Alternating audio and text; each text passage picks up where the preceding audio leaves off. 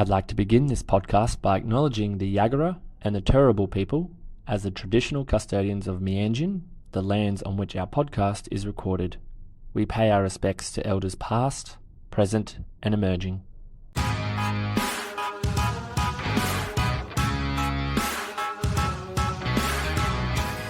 Hello, Academy Associates. Thanks for choosing to listen to the BodyTrack Academy podcasts, where our aim is to bring clinical research to real-life clinical practice. For further learning opportunities, why not access our educational webinars? To access these, click on the link in the show notes. To further keep up to date with what we offer, why not join our Academy mailing list where you'll receive exclusive content, discounts on webinars, and more. Again, you'll find a link in the show notes. Here we are with another BodyTrack Academy podcast, and today I'm joined by Georgia McArdle. She has a lot of interest in women's health, and that's what today's podcast is all about. We're going to talk about RED-S and normal menstrual cycle, what's irregular, so a good chat, and then going into practicalities and the kind of clinical decision making you can have with your clients who might be going through this. So firstly, Georgia, welcome to the podcast. Thank you for having me.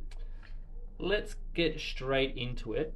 So can you just give me a little bit of a brief overview, well, me and our listeners I should say, of what the menstrual cycle is? So is there like a regular cycle that women have? Can you just kind of go a bit of an overview on that? Yeah, definitely. So the menstrual cycle is quite a complex physiological mechanism, and there's a lot that goes into it, which we will delve into a little bit, but in its simplest form and sort of the definition of it is a cyclic monthly essentially preparation of the body for pregnancy in its simplest form, and part of that is hormonal changes and sort of that mechanism of what that means for our bodies and what that looks like for people that are born with a uterus. It's basically sectioned into 4 components, mostly around kind of ovulation being in the center of our follicular and our luteal phase, and then we have that week of period where we are bleeding and shedding that lining, and I guess outside of that it's influenced by a whole range of things which we'll delve into, like I mentioned, so things like hormonal contraceptives and things like that. Okay, and is there any kind of flagging of what a regular cycle might look like? Yes, absolutely. So for, I guess, what we would say in quotation, the normal period, you would expect an average duration of 28 days, with the normal length of that period of that menstrual cycle being anywhere between 21 to 35 days. And the period itself lasts between 4 to 7 days, with a flow of about 30 to 60 mils is generally what we consider to be normal. Like I said, though, that is definitely not the norm in the sense of there's a lot of irregularities around periods, and so I suppose things to flag for and things to look out for when we are working with female athletes and female clients in general are things like missing periods or having an irregular cycle. So it is worthwhile having that be a question that you ask your clients often. It doesn't have to be all the time, but getting an idea in their initial assessment sort of what their normal cycle is, and if they have had any changes within that. Excessive pain is a big one. So pain with a period is not a normal thing, and it should be something that is discussed, and it should be something that is not taboo. So it's important to make that conversation with your clients one that is in a safe space, and one that is discussed as something that isn't to be expected, and it's not something that you should be just expected to put up with. Yeah, and just on that too, sorry to interject, but I think our societal media has come a long way with that, and also endometriosis of what shouldn't be accepted as a norm, and it's something to actually speak up about. And so I think from an EP's perspective, you do have a responsibility in this to ask these questions, of course permitting client confidentiality and all those things and permission to do so, but from doing that you can do a lot more than just prescribing an exercise program for this patient. You can help manage their outcomes and their symptoms using the knowledge that we have, and of course the knowledge that we're getting from this podcast. So I think that's the point I wanted to make, is it is becoming a lot more informative for our society to actually stop and think and go, well, no, this topic isn't taboo and this shouldn't be the case, and actually speaking up about it. But you, as an EP, can be a great advocate for that. Oh, 100%. I think that's such an important thing, and being able to be that person that validates that for somebody is huge. Yeah, massive. I talk to that so much in our endometriosis podcast, so definitely go back and have a listen of that if you're interested, because I'm so passionate about it, so I can talk about it forever. Yes.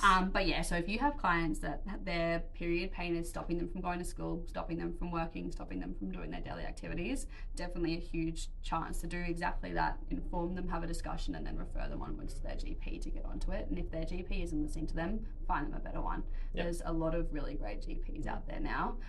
We have a huge and fantastic network that we're building and constantly touching base with, which is great. And I think the other advantage as being an EP in this is we are seeing these kind of clients pretty regularly. So we're pretty impactful and centerpiece of the holistic care, because for us here at Body Track anyway, we can see some clients up to 2 or 3 times a week.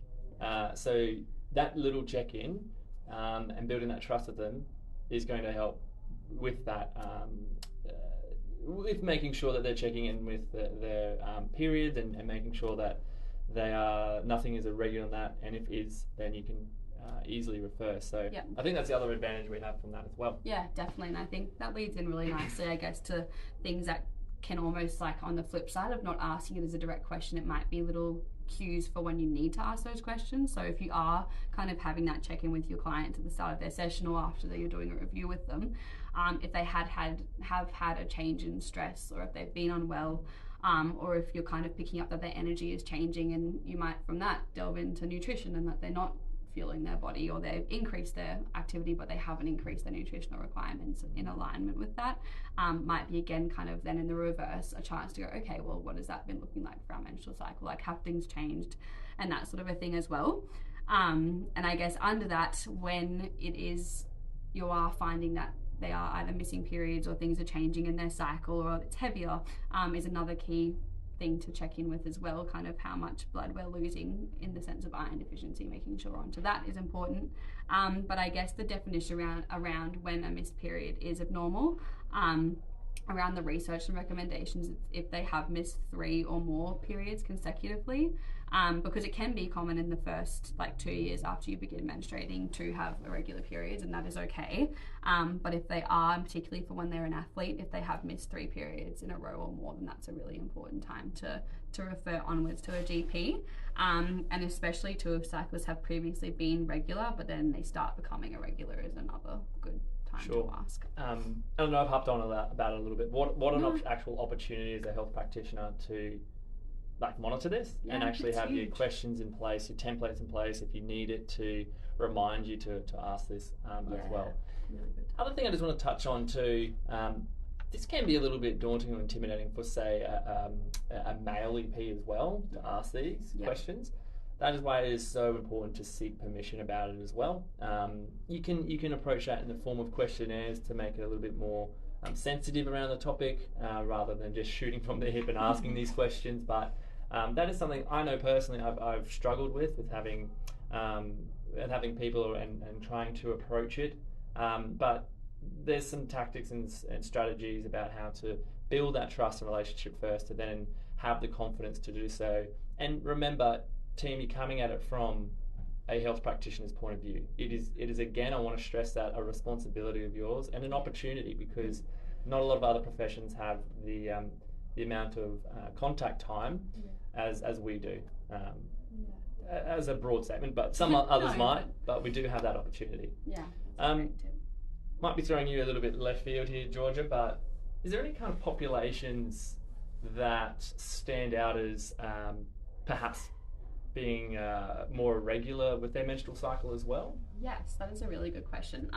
So outside of sort of your typical presentations around PCOS and endometriosis and things like that, where clinically they're more likely to have irregular menstrual cycles, for athletes themselves especially, so athletes is a massive one, if that wasn't part of the question. Oh, that's it. So, and within the athletic space, we often will see, and with research and with tracking, that athletes that are in their endurance sports, so things like long distance running, sports with a really high training load, so things like gymnastics that also kind of then have that added risk factor of being sort of centered around body composition in a way. So sports like gymnastics, like dancing, which either have an aesthetic component or actually like a body weight component. So even things like fighting and that sort of a thing where there's body weight is a focal point, because that sort of leads back in what we'll talk to in a second around sort of nutritional intake and energy availability. So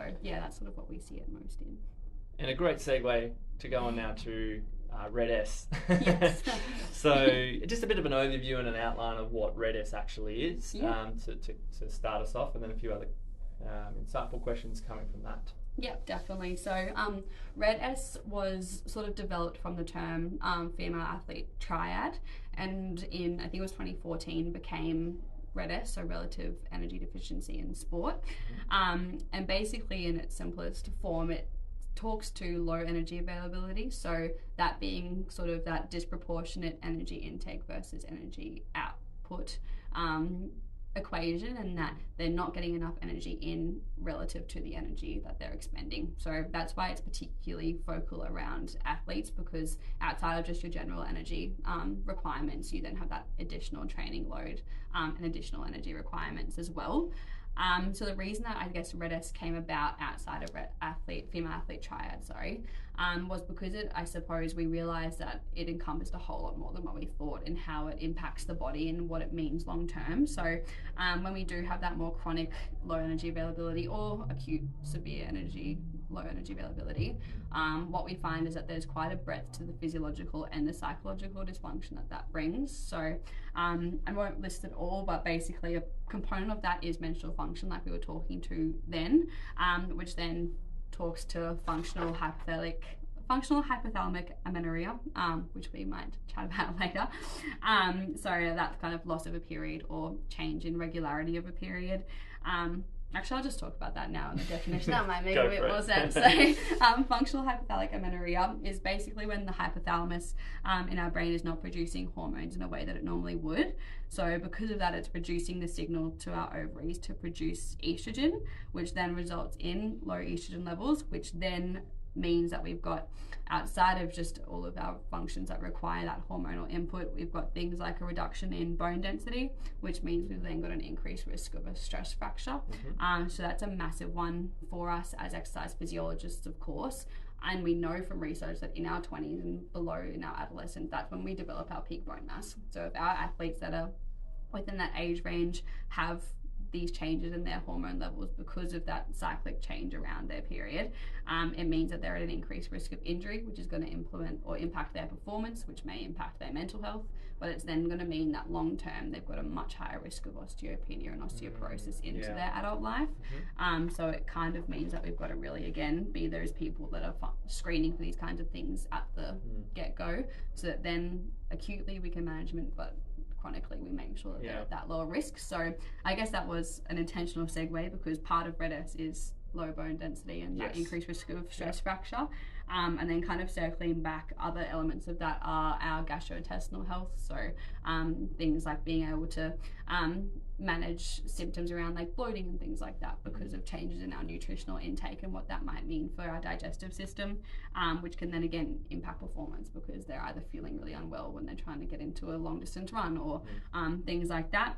It also will increase risk for illness, so because again, like, our body is basically in fight or flight if you really think about it, in the sense of that kind of like survival mode. So we're at a higher risk of getting unwell, and then again that's going to implement our performance, our capacity to train. Within that too, we have a cardiovascular component, so that's obviously quite crucial because our body needs fuel to be able to sustain those functions, and if we don't have that, then that's going to implement our health and our performance as well. And I guess importantly too, the psychological component of all of this is a huge one. So being able to sort of acknowledge within your athletes if they are having changes in their mental health, either pre or post a diagnosis of Red S. It's a really important time to have these kinds of conversations and then refer onwards, and also kind of gain that consent to potentially chat to coaches and parents as well if it's needed. Yeah.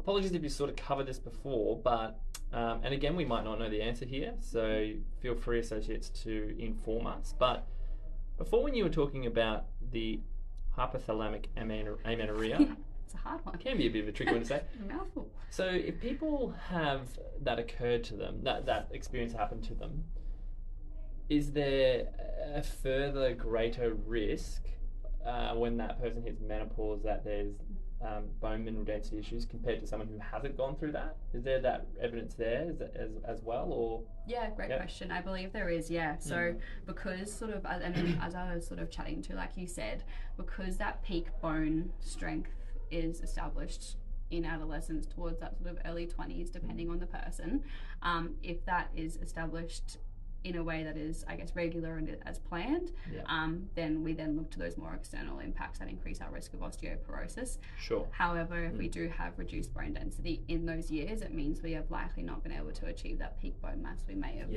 achieved otherwise, which means that we're then at an increased risk of that developing further. Yeah. It can be quite catabolic, this whole system, can't it? Look at that.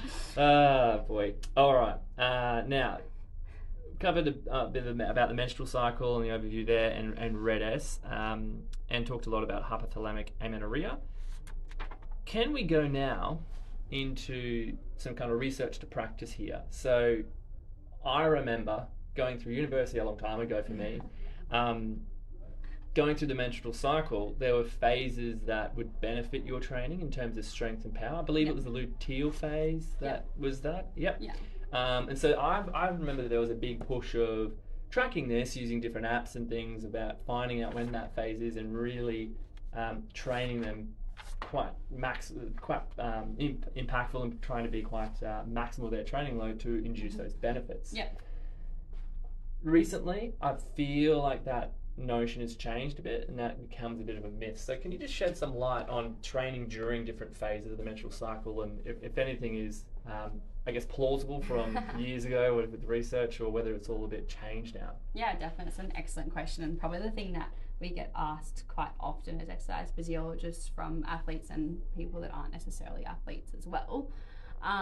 So I actually did a great PD on this last week, run by ESSA, so definitely a good one to look out for if you want to delve into this a little bit more. But we can put that in the show notes as well for easy access. Point. Excellent.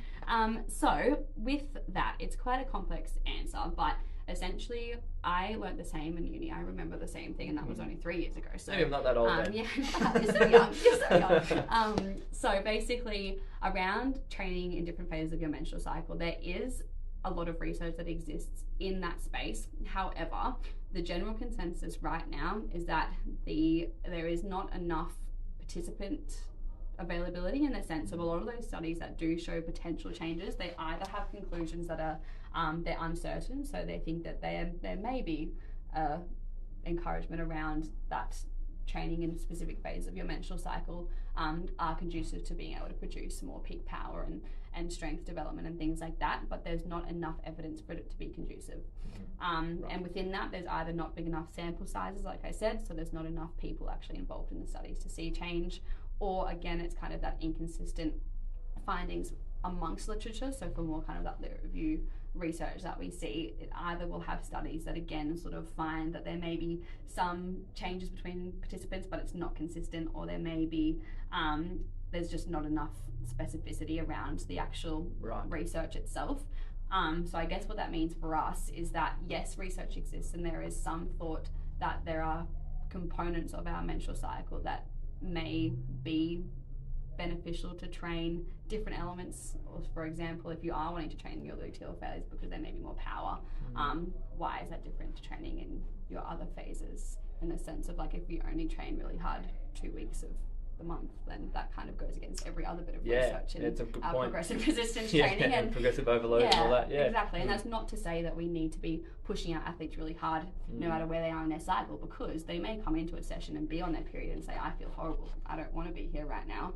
And then you still again want to take that clinical guideline and go, okay, well, if you're not feeling 100%, then this is what our training load is going to look like this week. So it's not to say that you don't want to have an element of periodization around the menstrual cycle, because based on the individual in front of you, that is our job, is to listen to them and to change their training based on how they're feeling and use science as we do.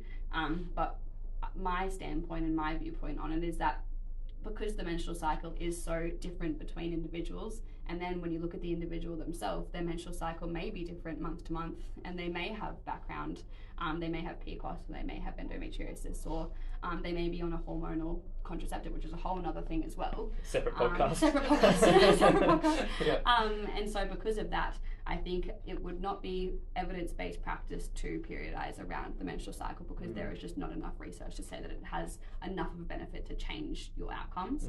And I think, yeah, again, it is just very complex, and I hope, again, that means that more research in this space will develop. But I guess that comes back to what I just mentioned, in that if looking at each person that's assigned female at birth that is completing a study, like their menstrual cycle might look completely different to the person next to them. So how do we kind of perfect that enough to get valid data to say that you really should be doing this?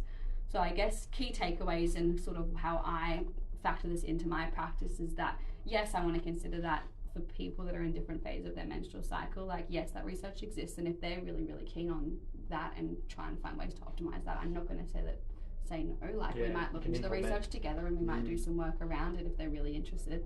But at the general population and sort of the way that I'm practicing at the moment, I just want to continue doing things in the sense of making it individual to my client. So listening to how that menstrual cycle generally looks when we do our initial assessment, then kind of formulating a plan for how we might check in on that throughout the month, so we can kind of establish that that cyclic change for them. Because in the current research, and what I took from that that PD I did, is that in a study they found like 24 of 30 like ovulation trackers or menstrual flow trackers were incorrectly predicting ovulation. So it kind of like ties in what I was mentioning. It's a very high percentage. Sorry to interrupt again, but I guess that like dependency on app tracking, particularly now, is quite high. Yes. And it's predicted to obviously increase, right? Yeah, it's predicted to increase 16% between 2021 and 2027, which is pretty massive. And it's not to say that they're not great. Like, it's not to say don't use apps to track your menstrual cycle, because they're super handy and you can pop in your symptoms and how you're feeling.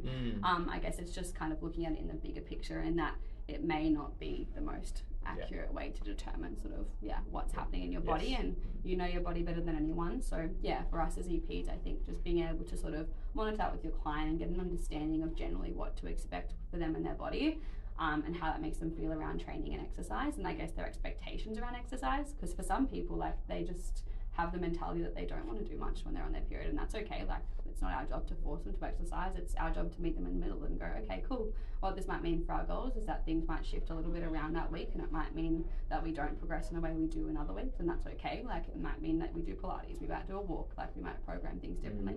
For other people, they might come in and go, like, nothing's different for me when I'm on my period, like, it changes nothing.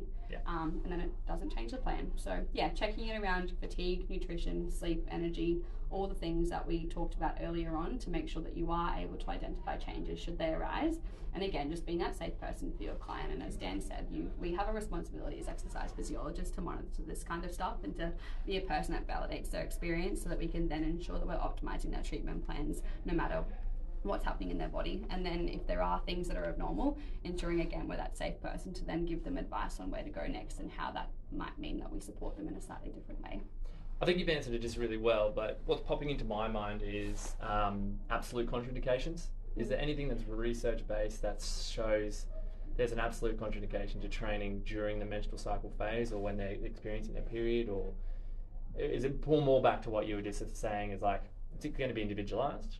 That's a really good question. It's not one I have a definite answer for. From my knowledge, I don't believe that there are any absolute contraindications outside of like your typical obvious, like, excessive pain, of course, excessive menstrual like blood flow. So obviously that is something that you want to be mindful of. So if that is abnormal for your client, obviously, especially because loss of iron and that sort of a thing is not something that we want to be ignoring. So I suppose in the sense of it being really important, it's not an absolute contraindication to moving their body. It's just an important flag to say, okay, we're not going to do anything super high intensity, obviously, and we're going to probably refer you onwards as soon as we can. I feel like at the moment too, particularly in the ex-phys world, we are getting a lot of differing opinions and as well as differing research in this space. I mean, it's great because it's evolving in all aspects, but particularly around this, it seems like with research trials and things at the moment, there's all the body of evidence, but remember, you as a practitioner individualizing and summarizing all that research that you have that is going to be most applicable for your client standing in front of you.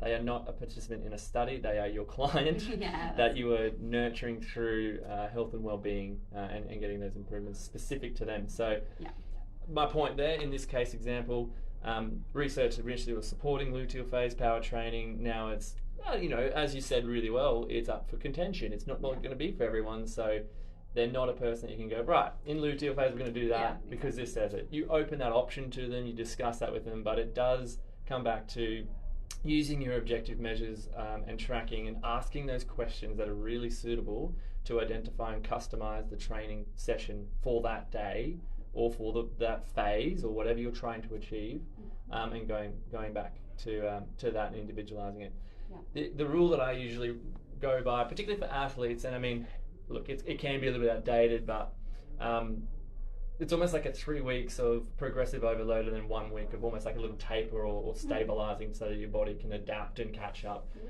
Very much used by, and increasing by 10% each week in that load and that load of whatever activity you're doing. A little bit more, we've advanced from that, but as a good rule and a guide, you can use that. It sounds like that can be very similar for this population. There's a scenario as well, but again, you have to be loose with that idea. So I just wanted to highlight back from what you were saying is it's probably not the most ideal to be doing the most maximal strength in a 2-week period out of the whole scheme of things. You're not actually progressing in doing your progressive overload principles. So similar concept applies there. But that's, of course, everything going linearly. It's not always going to be the case. But just as what kind of popped into my mind then is that kind of loose structure that you can sort of apply. And it doesn't differ for this population either. No, exactly. All right. I think we've covered quite a lot there, Georgia. And then I think you've already done a bit of a good recap. So any final point that you can give our listeners as a great takeaway and application?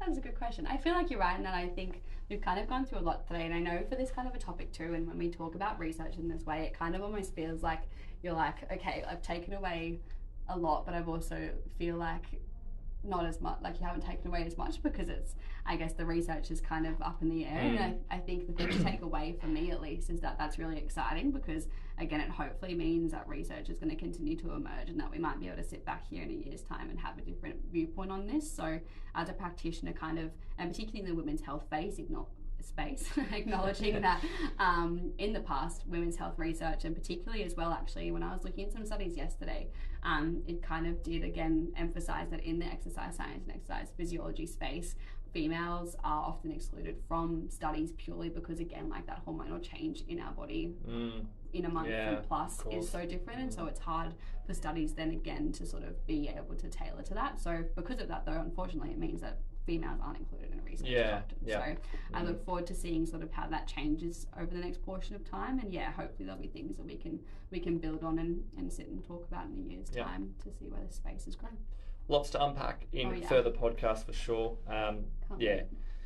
Oral contraceptive is a big one that we can always talk about with programming. Further ones to talk about down the track. Now, Georgia, personal question: when do you head overseas? Oh, my favourite topic. August. So this might be the last time you hear Georgia for a period of time, everyone. By all means, go back and uncover more of the women's health space from the podcast that we've done. Other than that, we'll be back again for another podcast with another practitioner. Don't know who yet, or it could be a guest. Planning is in phase. Or it could be Georgia. You made it sound like I was going to be gone forever. Hopefully you have another podcast in the month. You can't get rid of me, team. Thank you very much for joining on the pod. Fantastic chat. I know I've taken a lot from it as well, and things that I can apply with my clients. So excellent. Thanks for joining. Thanks for having me.